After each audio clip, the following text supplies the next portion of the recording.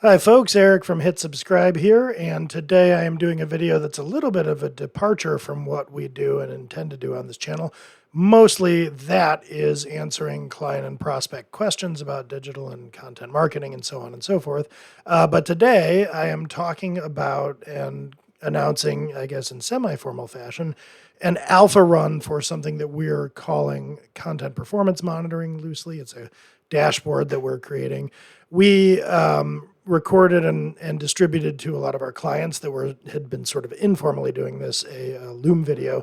And what you're about to see for the rest of this video is that Loom video, but I'm framing it a little bit here so that if you're not a client that's familiar with what we're doing already, it will make a little bit more sense.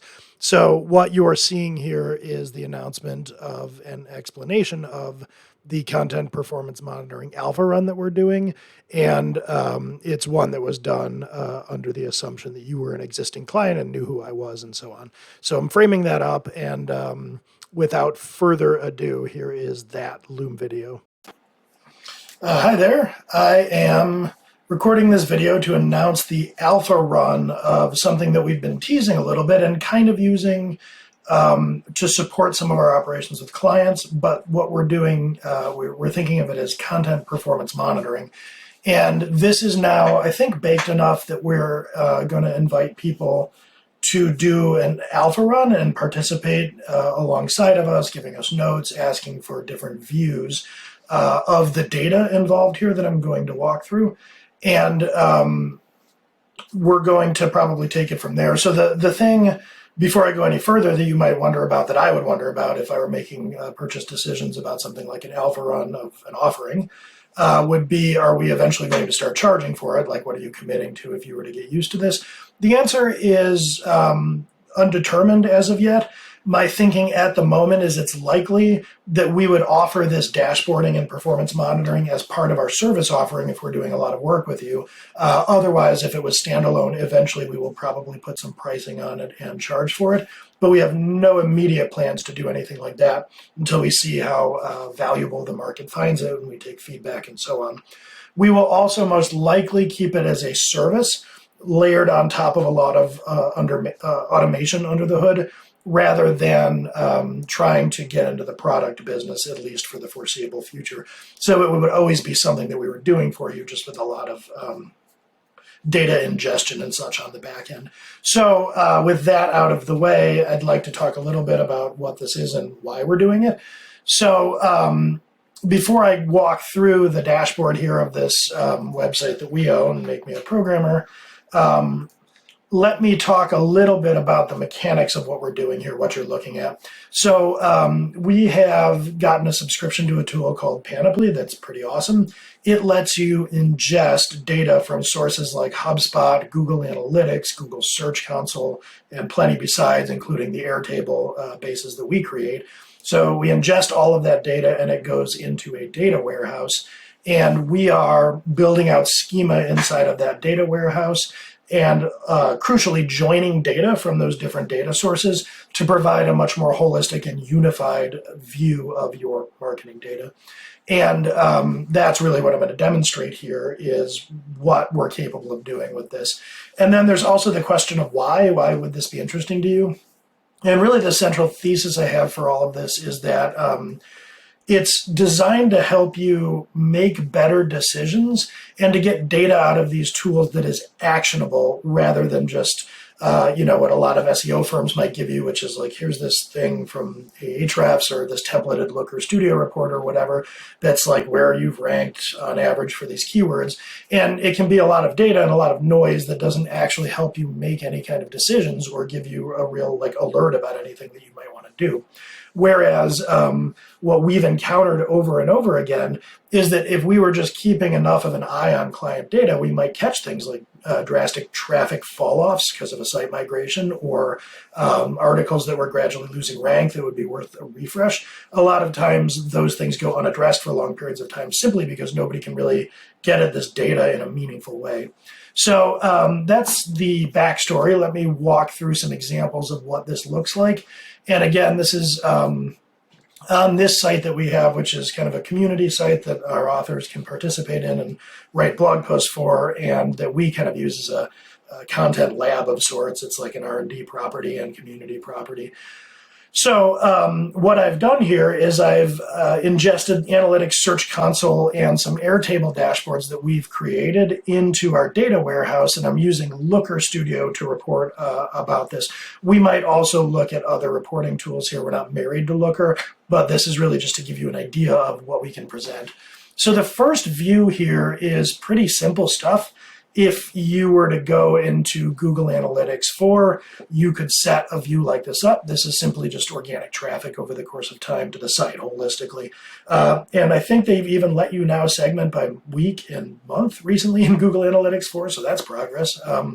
But this is nothing that you couldn't see. It's just a handy view of how you're doing over the course of time. So now let me show you something that is going to be a lot more actionable, and this gets into what I'm talking about when it comes to actionability. This is a breakdown, and it's called traffic loss by URL, and I've plugged here a period of 30 days in as the default. So what you're seeing here is a list of URLs where in the last 30 days, they've had less traffic than in the 30 days before that, and it's sorted by the amount of that traffic loss. So what you're looking at here is blog posts that have declined, or URLs on the site that have declined over the last 30 days. And you can get a view like this, I imagine. You could set up an exploration in Google Analytics 4. I haven't ever tried to do that. That's not the most pleasant tool to use. So we're building that out here because it's actually dead simple. I could build you all sorts of things like this. And you can also adjust this and say, like, let's see what's declined quarter over quarter and see what that looks like. And then I've got a pie graph down here. I mean, you can visualize this data however you like, but this can be, I think, a pretty big help in when people come to us and they're asking, like, what's going on? Why am I losing traffic to my site? One of the first things that we always want to do is to break down the problem and see, okay, well, where are you losing traffic? So this is designed to do that right out of the gate, to set up instantly and to let us sort of triage where the traffic loss is coming from and over what period of time. So just like you might want to see a view of where you're losing traffic, you might want to see what's gaining traffic, what blog posts on the site are gaining ground. And if you're seeing that, especially if there's a sharp gain, you might want to do something and strike while the iron's hot and put calls to action on those articles or something like that. You might also monitor a view like this for progress, where 30 days to 90 days after publishing an article, you would want to see it in here because that would indicate that it's getting some traction organically. So those are two handy views. None of this yet is anything that you couldn't theoretically do in Google Analytics 4. The only tables that I'm drawing from in the warehouse are the Google Analytics 4 ones to do this. But now I'm going to show you something where we get outside of Google Analytics 4, and this speaks to the power of joining data sources. So what you're looking at here is I took all of the authors on the site that have a byline, and I created a view that is essentially broken down by author of historical organic traffic to the site per author. So the way that's accomplished is that here we take in the sitemap and we create an inventory of the URLs on the site. And then we went in and tagged them with certain attributes, one of those being the author of the article. And by doing that, we can sort of decorate URLs with properties that you're not really going to get out of Google Analytics for Google Search Console. So here, for instance, we're looking at a breakdown, if this was of interest, where if you had a bunch of freelance authors or just different authors for your site, you could see, which ones are responsible for the most traffic coming in, although you would probably want to normalize this on articles created. Much as I like to think there's some je ne sais quoi about me as an author, I think this is just a product of me having written more articles than everybody else. So that is a view that can be handy. Now you can imagine what this is like. You could do this by campaign. So if you had a glossary on your site and you also had like a tutorial repository or something like that, you could designate the articles that way and look at a pie graph of which of your campaigns were doing the most organic traffic. Really kind of anything that you wanted to slice and dice the blog post with, if you were going to do the data entry in this table up front, you could see a view of that. So that's a demonstration of the power of joining this with our Airtable. There's more on that as well. So one thing that we're able to do is I've got a URL in here, and this is URL performance individually. So what we're doing here is we're keeping a history of the URL in this table. And I've just seeded it with a couple of examples here for the sake of this video. But for this one, we said this is URL history. We've got an entry in here for this do programmers memorize code, just saying that it was published on 8/3 of 23. So when I look up this article over here, I could have a history here, maybe we published it on 8/3/23, and maybe I go and refresh it tomorrow. So then if we were to do that and note it, you would have note that a refresh occurred on 6/19. And what you can do is, this is kind of like the way you annotate analytics, but you can do it on an individual URL basis and keep an eye on them. So I can see that I published this article and that it sort of steadily gained traffic. This is a daily view from the beginning of the year, and then weekly and monthly views from the beginning of time for this URL's organic traffic. And what I can see with this particular URL is that we were in good shape. It was gaining, and then it started kind of a decline trajectory. And it looks to be declining even more for June, even though this month isn't over. So it's the same kind of thing. There was a nice spike here. There was a general upward trend. Now we're on the decline. And it is handy to see something like this because you can get early glances at maybe this article is worth a refresh, or at least it's worth taking a look. Why is this losing traffic? Is it that some other entries in the SERP have targeted this and it's more competitive now? Should I go back, revisit it, try to gain some more ranking? So this can provide an early return. It also lets you evaluate interventions. So this one in here, it's a little too early to tell, but I executed a refresh of it a few days ago. And this is what you might do. We'd say, okay, on June 15th, we put in a refresh here.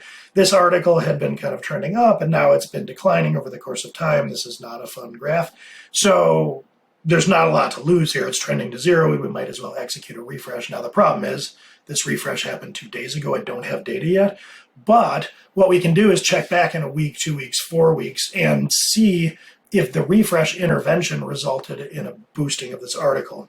And that can be really handy because if you gather enough data like that, you can start to see whether refreshing content is working on your site. And if it's a little more nuanced, like sometimes it works, when does it, when doesn't it, it's a lot easier to put together information that you can feed back into your planning if you have like concrete data at your fingertips. So the last thing that I'll go into here is another view that goes along with the theme of what I think of as actionable. So for those of you that are clients or have familiarity with our modeling, you know that when we're talking about keywords, we're planning out the stats for the keywords. So our model, we grab the volume and difficulty of the keyword, and then based on the site's domain authority, we're going to project out a rank, and we're going to project traffic to the site. And the thing that I'm always saying is this isn't meant to be perfectly accurate. It's a matter of setting expectations. So if we were to target the term coding versus programming, the model thinks we would rank 4th for this. Let's go ahead and execute that piece of content. Then 6 months or a year later, it would be pretty handy to look and say, we thought we'd rank about 4th. Where are we actually ranking here? And this is a view of what that looks like. So I put a few ranking results in here, and I have a data for SEO is a tool that we're using to gather this information. So on a given day, I've taken a measurement, and what I'm looking at here is the most recent measurement for a URL. So this first one, how to list programming skills on a resume, the model thinks that we should rank number 1 for that, and we're actually ranking number 11, so that's an underperformer. And it's especially an underperformer if, this is stale data. It's especially an underperformer if nobody's touched it in a long time. Now, this one I actually just changed a few days ago, and I got to update this piece of data. But the point is the date helps you ascertain whether or not it's reasonable to treat this as an underperformer. And so the idea here in this case is with the underperformers, this is a view where it's kind of like in the programming world, there's this idea of a code smell. And a code smell is if you see this, there's often an underlying problem, like where there's smoke, there's fire, although not necessarily. I would think of underperformers this way, in the same way as traffic declines, where what we're really trying to do is identify URLs that you might want to drill in a little bit. So this seems like it's underperforming. Is it really underperforming? And you might go and look and say, yeah, I don't see any reason this shouldn't be higher. Let's try to give it a boost. Let's maybe add some content to it. Or no, we went up against a really difficult set of competitors here. So it actually seems reasonable that this might underperform the model a little. Let's keep an eye on it. But all of this is aimed at helping you make much more you're making it easier to make decisions about what to do with content on your site. We're really here aiming to present things in a way where it's, looking through underperformers or looking through traffic losses, that you're making yes or no decisions about whether to execute refreshes, things of that nature. So we're trying to make life easier generally. Now, what I'm asking for next, if people want to participate in the alpha, is really feature ideas. So what I'm coming up with so far and what we've been doing so far is more or less aimed at helping our account managers report. So with clients, we're creating a view like this, where this is the hit subscribe post that we've done for you, so you can see how the hit subscribe posts are performing. We're also, when clients need help with refreshes, we're setting up this monitoring infrastructure to help them identify refreshes. But I don't want to let the development of this be exclusively stuff to give our account managers to report on. I would really like to hear from anybody watching this what sort of information you would like to see. And because that's a little bit boiling of the ocean to just say, like, what data do you want to see? Here are some examples of things that would be, I think, fairly straightforward to do that would build on what I've done here. So one note I made was we could have splits and views like this, but where instead of the primary metric being views or traffic visits or users, we could associate them with like events, like a conversion event or a form fill. So we could have a view where we're seeing what content or what authors or what different properties of your site were resulting in the most conversions. I think that would be fairly straightforward to do. Another thing that I've been thinking about doing is trying to identify cannibalization through Google Search Console. So instances where you have multiple URLs ranking in the top 100 for the same keywords. I've been thinking of putting something like that together. Another thing that we could look at would be a view that was sort of like traffic loss, but I would call it catastrophic fall off. And that might be in the theme of performance monitoring. If in the last 7 days a URL has lost 90+% of its traffic or something like that, where you might have accidentally unpublished something or you might have a technical issue, I'm also thinking about setting something like that up pretty easily. So those are just some ideas. What I'm really looking for in the alpha run is to work with people to hear, seeing this, what ideas do you have for things that you would like to see? And the beauty, I think, of what we're doing here is a lot of this stuff with the data infrastructure that we have and the fact that we're, writing essentially SQL queries against a BigQuery database. It's pretty easy for us to slice and dice this data very quickly. A lot of the stuff that you're seeing here, any given view like this, I've been setting up in like 2 hours or less. So there's a lot that we can do. I would say err on the side of asking and using your imagination. And either we'll say, oh yeah, we can totally do that for you. We'll put it in the queue and let you know when it's ready.